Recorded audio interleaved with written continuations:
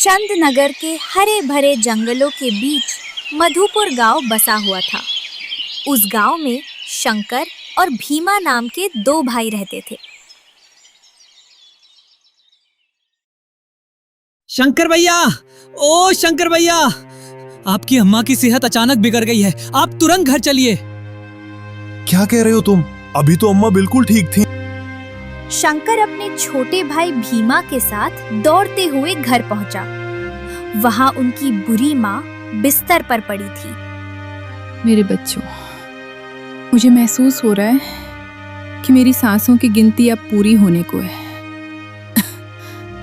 मैं चाहती हूँ कि मेरे जाने से पहले संपत्ति का बंटवारा कर दिया जाए। तुम्हारे पिता ये काम अपने जीवन में नहीं कर पाए, इसीलिए मैंने तुम दोनों को बुलाया है ताकि मैं बता सकूं कि कौन सी संपत्ति मैं किसे देना चाहती हूँ। माँ की ये बातें सुनते ही भीमा का कलेजा फट पड़ा। नहीं माँ, ऐसा मत कहो, आपको कुछ नहीं होगा। मुझे पूरा यकीन है आप 100 साल से भी ज्यादा जिएंगी। कुछ नहीं होगा माँ, कुछ भी नहीं। उमा ने धीमी सी मुस्कान के साथ अपने छोटे बेटे की ओर देखा। बेटा, जो आया है उसे एक दिन जाना ही होता है। अब मेरी बात ध्यान से सुनो। गांव के बाहर जो हमारी 10 बीघा जमीन है वो मैं तुम्हें देती हूँ भीमा। इतना कहकर उमा की नजर शंकर पर ठहर गई। और शंकर, कुएं के पास जो 10 बीघा खेत है वो तुम्हारा हुआ, और जो हमारे 10 बैल हैं उनमें से आधे आधे तुम दोनों भाइयों में बांट लेना। इतना कहते कहते उमा को जोर की खांसी आ उठी। माँ, माँ, माँ, मैं अभी वैद्य जी को बुलाकर लाता हूँ, बस अभी आया। माँ की हालत देख भीमा से रुका नहीं गया। वह दौड़ता हुआ वैद्य के घर पहुंचा। वैद्य जी, जल्दी चलिए, मेरी माँ की हालत बहुत बिगड़ गई है। उन्हें लगातार तेज खांसी आ रही है, जल्दी चलिए। वैद्य तुरंत भीमा के साथ उसके घर पहुंचा। जैसे ही उसने अम्मा की नब्ज देखी, उसकी आंखें झुक गई। भीमा, तुम्हें आने में देर हो गई। अब तुम्हारी माँ इस संसार में नहीं रही। माफ करना, राम राम। इतना कहकर वैद्य वहां से चला गया और भीमा फूट फूट कर रोने लगा। कुछ देर बाद दोनों भाइयों ने माँ का अंतिम संस्कार किया। दिन बीतते गए। एक शाम भीमा अपने घर के अंदर अपनी पत्नी बिंदु के साथ बैठा गहरी सोच में डूबा हुआ था। यूं चुप बैठने से क्या होगा? घर में 2 दिनों से चूल्हा नहीं जला, भूख से जान निकल रही है। बिंदु की बात सुनकर भीमा की आंखें भर आई। अरे मुझे भी बहुत तेज भूख लगी है बिंदु। क्या कहूँ, जहाँ मजदूरी करता था वहाँ काम ही खत्म हो गया। इतना सुनते ही बिंदु का धैर्य टूट गया और वो सिसक सिसक कर रोने लगी। किस्मत का खेल भी कितना अजीब होता है। कल तक हालात ऐसे थे कि मैं दूसरों को उधार दिया करती थी, और आज हालत ये है कि एक वक्त का अनाज खरीद सकूं। उदास मत हो बिंदु, कहीं ना कहीं से उधार का इंतजाम हो ही जाएगा। मैं कुछ न कुछ लेकर लौटूंगा। कहाँ से लाएंगे आप उधार? मैं जानती हूँ आपको अब कोई उधार देने को तैयार नहीं है। मैं बड़े भैया की हवेली जा रहा हूँ। अब आखिरी उम्मीद उन्हीं से है, शायद वही कुछ मदद कर दें। हाँ, जाइए, जरूर जाइए। बहुत दिन हो गए हैं आपको अपने ही भाई के हाथों अपमानित हुए। आज दिल की वो अधूरी कसक भी पूरी कराइए। मुझे पता है बड़े भैया मदद नहीं करेंगे, वो आपको फिर से जलील ही करेंगे। पिछली बार जब आप मदद मांगने गए थे, कैसे दुत्कार कर भगा दिया था। आप भूल सकते हैं, पर मैं नहीं। भीमा के पास कोई जवाब नहीं बचा। वह चुपचाप उठा और बिना पीछे देखे सीधे अपने बड़े भाई शंकर की हवेली की ओर चल पड़ा। शंकर गांव का सबसे अधिक धनवान व्यापारी था। उसकी हवेली समृद्धि के घमंड में खड़ी रहती थी। जब भीमा उस हवेली में पहुंचा तो उसे देखकर शंकर और उसका सेवक बाबूलाल दोनों ही बुरी तरह चौंक गए। अरे आइए आइए भीमा जी, आज हवेली का रास्ता कैसे याद आ गया आपको? लगता है कहीं और से धुतकारे जाने के बाद आखिर हमारी चौखट याद आई। बड़े भैया, आप तो जानते ही हैं कि इस समय हमारी हालत कितनी खराब है। घर में 2 दिनों से चूल्हा नहीं जला है। हम पर थोड़ी दया कीजिए और बस इतना धन दे दीजिए कि बाजार से कुछ अनाज खरीद कर अपने घर लौट सकूं। भीमा की बात सुनते ही शंकर जोर जोर से हंसने लगा। वाह रे किस्मत का खेल, कितना निराला है। छोटा भाई आज बड़े भाई के घर भीख मांगने आ गया। अरे भीमा, जब माँ ने हम दोनों भाइयों का बंटवारा किया था तब आधी आधी संपत्ति हम दोनों को बराबर मिली थी और फिर हम दोनों ने अपनी अपनी जिंदगी की नई शुरुआत की। फर्क बस इतना है कि मैंने पिता की संपत्ति को समझदारी से लेंस लगाया और उसे दूना तिगुना बना दिया, जबकि तुमने पूरी की पूरी संपत्ति बर्बाद कर दी। तुमने पिता की कमाई हुई सारी दौलत मिट्टी में बहा दी और जरा मुझे देखो, मैंने उसी संपत्ति को जिम्मेदारी, चतुराई और मेहनत के बल पर ना सिर्फ दूना किया बल्कि इसी गांव का सेठ भी बन गया। मैं सब जानता हूं भैया, फिर आप बार बार पुरानी बातें क्यों दोहरा रहे हैं? सारा गांव जानता है मेरे खेत अब बंजर हो चुके हैं। वहां फसल नहीं उगती, सिर्फ सूखापन बचा है। अगर मेरी किस्मत ही खराब निकल आई है तो मैं आखिर क्या करूं? क्या करूं क्या? यही तो बात है भीमा। जिसकी किस्मत खराब हो उसे मैं उधार नहीं दे सकता। नियम तो नियम होता है। देखो भाई, शंकर उधार सिर्फ उसी को देता है जिस पर उसे भरोसा हो कि वो लौटा सकेगा, और तुम्हें देखकर कोई भी कह सकता है कि तुम किसी का उधार चुका ही नहीं सकते। इसी वजह से इस गांव में तुम्हें कोई पत्थर तक उधार ना दे। चलो भाई, नमस्ते। शंकर की हंसी हवेली की दीवारों से टकराई और भीमा की आंखों में आंसू बनकर उतर आई। वह कुछ नहीं बोला, नजरें झुका ली, अपमान को चुपचाप कंधों पर रखा और वहां से लौट गया। भीमा के जाते ही शंकर की पत्नी लता वहां आई। वो बड़ी उम्मीद लेकर आपके पास उधार मांगने आया था। आप चाहते तो थोड़ा सा ही सही मदद कर सकते थे। आखिर आप उसके बड़े भाई हैं। यह सुनकर शंकर गुस्से से अपनी पत्नी लता से बोला, ये बकवास बंद कर, चुप रह। तू नहीं जानती तो सुन। बचपन से लेकर आज तक माँ ने हमेशा छोटे भाई से ही प्रेम किया और मेरे साथ एक नौकर की तरह बर्ताव किया। तभी से मैं छोटे भाई को बर्बाद करने का सपना देखा करता था। अब चल हट। इतना कहकर शंकर गुस्से में वहां से चला गया और उधर भीमा मुंह लटकाए हुए अपने घर लौट आया और फूट फूट कर रो पड़ा। मेरी तो कभी मर्जी ही नहीं थी कि आप जेठ जी के पास मदद मांगने जाएं, पर मैं आपको रोक भी नहीं सकी क्योंकि भूख ने मेरे हाथ बांध दिए थे। चिंता मत करो बिंदु, मैं तुम्हें भूखा नहीं रहने दूंगा। मैं जंगल जाऊंगा, लकड़ियां काटूंगा, उन्हें बाजार में बेचूंगा और कुछ राशन लेकर लौट आऊंगा। इतना कहकर भीमा ने कुल्हाड़ी लेकर जंगल की ओर निकल पड़ा। जंगल में उसने घंटों लकड़ियां काटी, उनका एक गट्ठर बनाया और उन्हें बेचने के लिए बाजार की ओर चल पड़ा। लेकिन बाजार में किसी ने भी भीमा के पास से लकड़ियां नहीं खरीदी। बहुत देर इंतजार करने के बाद थक हार कर वह पास खड़े एक दूसरे लकड़हारे के पास पहुंचा अपनी लकड़ियां बेचने के लिए।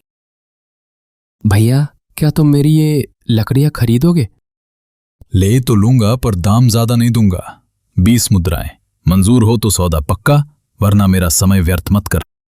20? इतना कम क्यों भैया? मेरी लकड़ियां दूसरों से कहीं ज्यादा अच्छी हैं। कम से कम 40 मुद्राएं तो बनती हैं। अगर तुझे 40 दे दूं तो मेरा फायदा कहाँ रहेगा? मैं व्यापारी हूं, दानी नहीं। 20 ही दूंगा।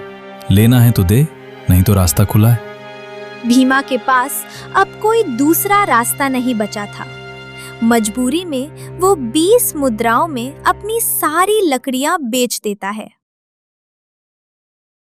बाजार से लौटते समय उसकी नजर एक गधे पर पड़ती है। एक आदमी उसे बुरी तरह पीट रहा था। गधे की आंखों से लगातार आंसू बह रहे थे।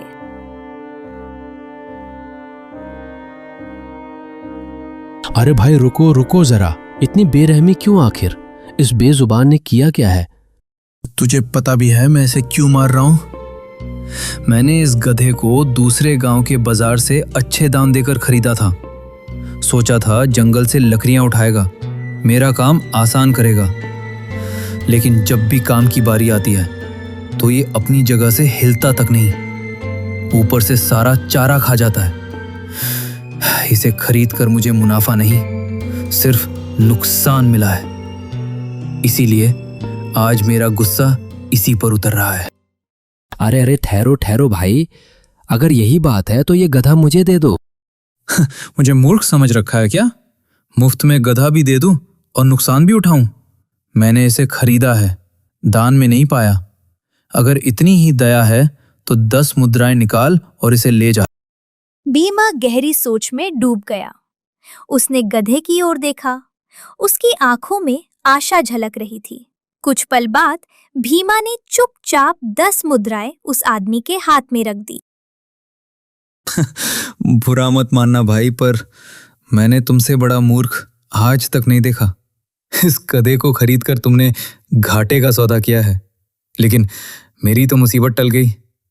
ले जाओ इसे, ले जाओ इस सिरदर्द को अपने घर। इतना कहकर वह आदमी हंसता हुआ वहां से चला गया। तो अब तुम मेरे हो, मेरे पास सिर्फ 10 मुद्राएं बची है। चलो इतने में थोड़ा राशन खरीद लेते हैं। भीमा राशन लेकर गधे के साथ अपने घर लौट आया। घर पहुंचकर उसने पूरी घटना बिंदु को सुनाई। हे भगवान, मैंने आपसे बड़ा मूर्ख आदमी आज तक नहीं देखा। 10 मुद्राएं एक निकम्मे गधे पर उड़ा दी। बताइए भला, इस गधे से हमें क्या मिलने वाला है? उसका मालिक खुद कह गया था कि ये काम का नहीं। बिंदु, वो उसे बेरहमी से पीट रहा था। उस बेजुबान की आंखों से आंसू बह रहे थे। मुझे उस पर दया आ गई और मैं खुद को रोक नहीं पाया, इसीलिए उसे खरीद कर घर ले आया। तो अब इसका करोगे क्या? अचार डालोगे? चिंता मत करो बिंदु, ये कितना ही चारा क्यों ना खा ले, मैं हार नहीं मानूंगा। कल से मैं माँ के दिए हुए उस खेत में जाऊंगा जो अब बंजर बन चुका है। दिन रात मेहनत करूंगा और उसमें फसल उगाने की कोशिश करूंगा। भीमा की बात सुनकर बिंदु का क्रोध और भड़क उठा। आखिर घूम फिरकर तुम वहीं पहुंच गए, उसी बंजर खेत पर। जैसी तुम्हारी मर्जी। आज तो 1 हफ्ते का राशन ले आए हो, लेकिन उसके बाद क्या खिलाओगे, इसका जवाब खुद सोच लेना। इतना कहकर बिंदु गुस्से में वहां से चली गई। अगली सुबह भीमा गधे को साथ लेकर उस बंजर खेत में पहुंचा, जहां कभी फसल उगती थी और अब सिर्फ मिट्टी बची थी। अब ठीक लग रहा है ना? चलो तुम उस पेड़ की छाया में बैठ जाओ, तब तक मैं खेत जोत लेता हूं। भीमा दिन भर पूरे जी जान से उस सूखी जमीन से जूझता रहा। पास ही बैठा गधा सब कुछ चुपचाप देखता रहा। शाम ढल चुकी थी। थकान ने उसके कंधे झुका दिए थे। भीमा गधे के साथ अपने घर लौट आया। घर पर भीमा का थका हुआ चेहरा देखकर बिंदु का गुस्सा फिर जाग उठा। क्या हुआ? पूरा खेत जोताए हो, फिर भी चेहरा इतना बुझा बुझा क्यों है? भीमा ने कोई जवाब नहीं दिया, बस उसकी आंखें भर आईं। समय यूं ही बीत गया। भीमा रोज गधे को साथ लेकर खेत की ओर निकल पड़ता था। एक दिन घंटों मेहनत के बाद थककर भीमा एक पेड़ के नीचे बैठ गया। उसकी नजरें अपनी बंजर जमीन पर टिक गईं। तभी पास खड़ा गधा बोल पड़ा। भीमा, जब से मैं तुम्हारे साथ आया हूं तुम्हें अपने खेत के लिए दिन रात मेहनत करते देख रहा हूं। गधे की इंसानी आवाज सुनकर भीमा डर गया। हे भगवान, ये मैं क्या देख रहा हूँ? एक गधा, और वो भी इंसानों की भाषा में बोल रहा है। तुम आखिर हो कौन? डरो मत, मैं तुम्हें कोई नुकसान नहीं पहुंचाऊंगा। ये मत पूछो कि मैं कैसे बोल रहा हूं, बस इतना समझ लो मैं तुम्हारी मदद कर सकता हूं। भीमा का डर थोड़ा कम हुआ। मैं तुम्हारी इस बंजर जमीन को उपजाऊ बना सकता हूं। और वो कैसे? मैं एक ऐसी जगह जानता हूं जहां जादुई बीज मिलते हैं। अगर उन्हें तुम अपनी जमीन में बो दोगे तो फिर चमत्कार अपनी आंखों से देखोगे। तुम्हारे खेत हरी भरी फसलों से लहलहा उठेंगे। भीमा मन ही मन सोच में पड़ गया। एक बार इसकी बात मान लेने में मेरा क्या जाता है?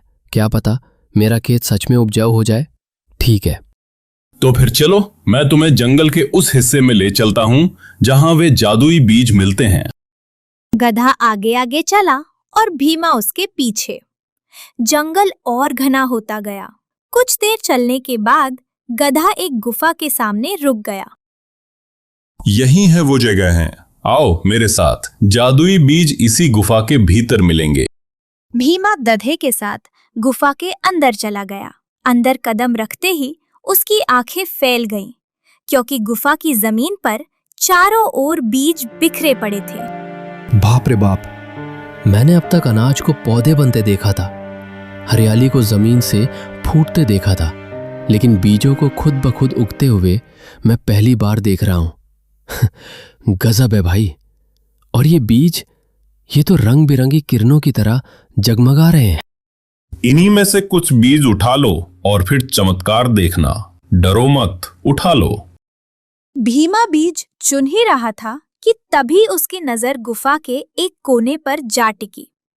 वहां एक अजीब सा विशाल पौधा खड़ा था, सोने से बना हुआ, और उसकी डालियों पर मोती जैसे बीज दमक रहे थे। अरे भाई, ये तो बड़ा ही विचित्र पौधा है।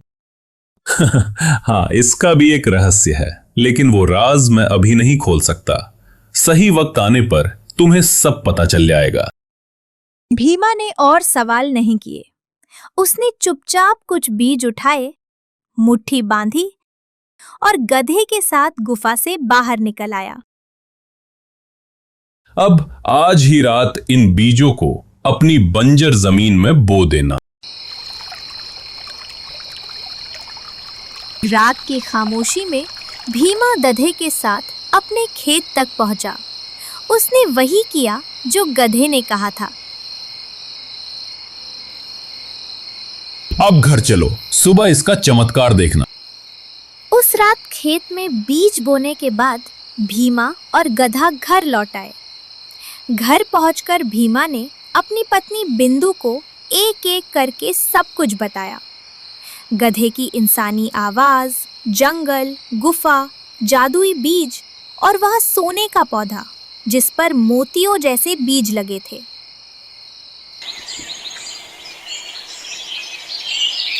अगली सुबह भीमा और बिंदु खेत पहुंचे। जैसे ही दोनों की नजर सामने पड़ी, उनकी आंखें आश्चर्य से फैल गई। कल तक जो जमीन बंजर थी, आज वह हरियाली से ढकी थी।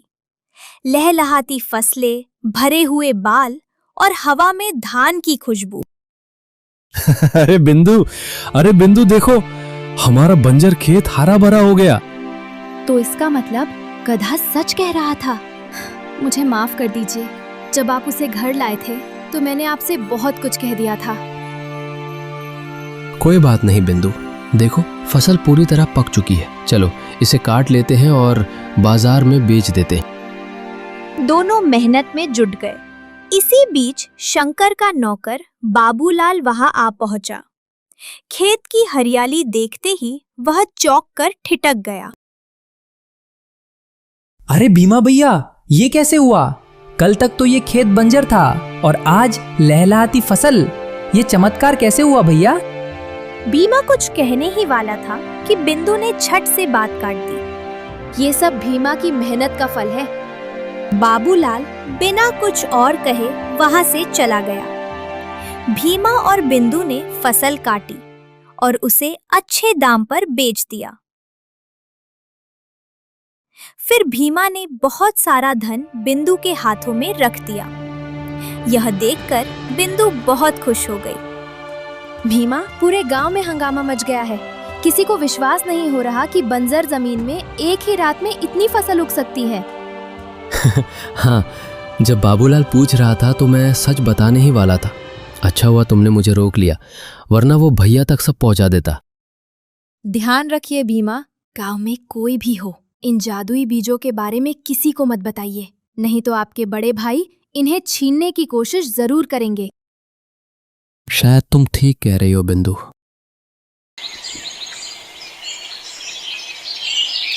वक्त इसी तरह बीतने लगा।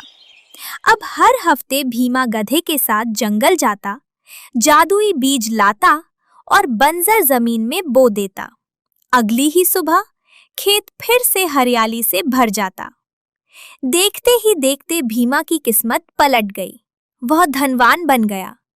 लेकिन ये चमक उसके बड़े भाई शंकर को एक पल भी रास नहीं आई। सेठ जी, मुझे तो ऐसा लगने लगा है कि आपके छोटे भाई भीमा के हाथ किसी जादुई ताकत लग गई है, वरना एक ही रात में फसल उगना नामुमकिन है। हाँ, एक बात माननी पड़ेगी सेठ जी, कुछ भी कह लीजिए, भीमा की फसल न सिर्फ ज़्यादा अच्छी होती है बल्कि बाकी किसानों से जल्दी तैयार भी हो जाती है। आज से तुम भीमा पर गहरी नजर रखोगे। ठीक है सेठ जी। उस दिन के बाद बाबूलाल भीमा के घर पर चुपके चुपके नजर रखने लगा। एक दिन उसने देखा कि भीमा अपने गधे से बात करता हुआ जंगल की ओर चल पड़ा। बाबूलाल दूर से उसका पीछा करता रहा। कुछ ही देर में वे दोनों जंगल के भीतर एक गुफा के अंदर चले गए। बाबूलाल ने छिपकर देखा कि गुफा के भीतर जमीन पर चारों ओर बीज बिखरे पड़े थे और वहीं एक अद्भुत पौधा था जो सोने का बना हुआ था, जिस पर मोतियों जैसे चमकते बीज उग रहे थे। ये सब देखकर बाबूलाल दौड़ता हुआ सीधे शंकर की हवेली पहुंचा और हाफते हुए सारी बात कह डाली। सेठ जी, आज जो मैंने देखा अपनी आंखों पर यकीन नहीं हुआ। भीमा भैया अपने गधे से बात कर रहे थे और सेठ जी वो गधा इंसानों की तरह बोल रहा था। बात करते करते वे दोनों जंगल के अंदर एक गुफा में गए। उस गुफा के भीतर चारों ओर बीज बिखरे पड़े थे और वहीं एक ऐसा पौधा था जो सोने का बना हुआ था। उस पर मोतियों जैसे चमचमाते बीज लगे थे। सेठ जी, जिंदगी में ऐसा पौधा मैंने कभी नहीं देखा। तो यही राज है, वो गधा ही जादुई है। उसी ने जादुई बीजों का भेद भीमा को बताया। तभी तो जो कल तक उधार मांगता फिरता था आज अमीर बनकर सीना ताने घूम रहा है। ध्यान रखना, कल जब भीमा फिर से जंगल जाएगा हम उसका पीछा करेंगे। अगले दिन भीमा उदास मन से घर के आंगन में बैठा था। तभी उसका मित्र गधा उसके पास आया। भीमा के चेहरे की उदासी उससे छुपी ना रह सकी। मित्र, आज इतने उदास क्यों हो? अब तो तुम्हारी बंजर जमीन में भी हरियाली आ गई है, फिर मन में किस बात का दुख है? क्या बताओ मित्र, तुम जानते हो मेरी कोई संतान नहीं है। काश कोई ऐसा बीज होता जिससे संतान की प्राप्ति हो सके, पर ऐसा कहाँ संभव है। संभव है? क्या सच कह रहे हो? क्या सच में ऐसा संभव है? हाँ, मैं सच कह रहा हूं, पर वो पुत्र होगा या पुत्री ये तुम्हारी नियति तय करेगी। पुत्र हो या पुत्री, मित्र मुझे बस संतान चाहिए। ठीक है, तो फिर मेरे साथ चलो। गधा, भीमा और बिंदु दोनों को लेकर जंगल की ओर बढ़ चला। लेकिन उन्हें यह पता नहीं था कि शंकर और बाबूलाल चुपचाप उनका पीछा कर रहे हैं। कुछ देर बाद भीमा और बिंदु गुफा के भीतर पहुंचे। वहां पर विशेष प्रकार के बीज उग रहे थे। भीमा, वहां देखो, क्या तुम्हें वो पौधा दिखाई दे रहा है? हाँ हाँ, अरे ये तो सोने का बना पौधा है जिस पर मोतियों के बीज उगे हैं। हाँ, अब जरा ध्यान से देखो। इन मोतियों के बीच एक ऐसा मोती है जो सबसे ज्यादा चमक रहा है। क्या तुम्हें वो मोती दिखाई दे रहा है? हाँ हाँ, वो रहा सबसे चमकदार मोती। अच्छा, अब मेरी बात ध्यान से सुनो। अगर तुम इन मोतियों वाले जादुई बीजों को अपनी जमीन में बोगे तो सुबह होते ही तुम्हारा खेत झिलमिलाते अनगिनत मोतियों से भर उठेगा। ऐसे मोती जिनकी कीमत का अंदाज लगाना भी मुश्किल है। और हाँ, इन बीजों में एक ऐसा मोती भी होता है जो सबसे चमकदार और सबसे अनोखा होता है, जिसमें एक नई जिंदगी देने की ताकत होती है। लेकिन याद रखना, अगर तुम उस खास मोती को चुनते हो तो उसके बाद इन जादुई मोती बीजों का इस्तेमाल तुम दोबारा नहीं कर पाओगे। यहां तक कि जो बीज तुम पहले से बोते आए हो वे भी अपने असर से बाहर हो जाएंगे। यह सुनकर भीमा सन्न रह गया। वह गहरी सोच में डूब गया। अगर मेरे जाने के बाद मेरी कोई संतान नहीं होगी तो ये सारा धन, अनाज, वैभव, दौलत आखिर मेरे किस काम की? हमें सिर्फ संतान चाहिए और कुछ नहीं। पर याद रखना, जैसे ही तुम उस बीज से संतान की कामना करोगे, यहां मौजूद सारी जादुई शक्तियां गायब हो जाएंगी और ये गुफा भी साधारण हो जाएगी। भीमा चमकदार मोती की ओर बढ़ ही रहा था कि तभी शंकर और उसका नौकर बाबूलाल वहां आ पहुंचे। अरे भीमा, मैंने तेरी और इस गधे की सारी बातचीत सुन ली है। उस बीज को फेंक दे। अगर तूने उससे कोई इच्छा मांगी तो सारे जादुई बीज हमेशा के लिए गायब हो जाएंगे और मैं ये किसी भी कीमत पर नहीं होने दूंगा। जल्दी कर, नहीं तो अंजाम बहुत बुरा होगा। मुझे सारे जादुई बीज चाहिए। भैया, आपके पास सब कुछ है। हमसे संतान पाने की आखिरी उम्मीद मत छीनिए। मुझे तेरी उम्मीद से कोई मतलब नहीं। मुझे सिर्फ धन चाहिए, धन, इंसान नहीं। अगर एक भी कदम आगे बढ़ाया तो अंजाम बहुत बुरा होगा। पीछे हट। भैया, क्या सिर्फ धन के लिए आप मुझसे भी दुश्मनी कर लेंगे? हाँ, अगर जरूरत पड़ी तो मैं किसी का साथ नहीं दूंगा। इतना कहकर शंकर बाबूलाल से बोला, चल रे बाबूलाल, इस मूर्ख के चक्कर में वक्त मत गवा। सोने के पौधे के सारे बीज उखाड़ लेते हैं। हाँ सेठ जी, कल सुबह आपके खेत में हीरे मोती चमकेंगे और आप इस संसार के सबसे धनी व्यक्ति बन जाएंगे। चलो भाई, चलो चलो। दोनों सोने के पौधे की ओर बढ़े। जैसे ही उन्होंने पौधे को छुआ, उसी पल उनका शरीर धीरे धीरे पत्थर जैसा कठोर होने लगा। ये क्या हो रहा है? मेरा भैया बाबूलाल दोनों पत्थर में बदल रहे हैं। कोई बचाओ, कोई तो इन्हें बचाओ। अचानक चारों ओर सुनहरी रोशनी फैल गई। गुफा की दीवारें चमक उठी और तभी गधा धीरे धीरे एक तेजस्वी राजा में बदल गया। सोने का पौधा एक सुंदर रानी का रूप लेने लगा और वो चमकता हुआ मोती एक सुदर्शन युवराज बन गया। अब मैं तुम्हें सब कुछ बताता हूं। यह सुंदर नारी मेरी पत्नी रानी सुमति है और मैं बल्लभगढ़ राज्य का राजा वीरभद्र सिंह हूं। ये बात कई वर्षों पहले की है। मैं गर्भवती थी पर अहंकार से भरी हुई। एक दिन मैंने जिद की कि मुझे जंगल की सैर करनी है।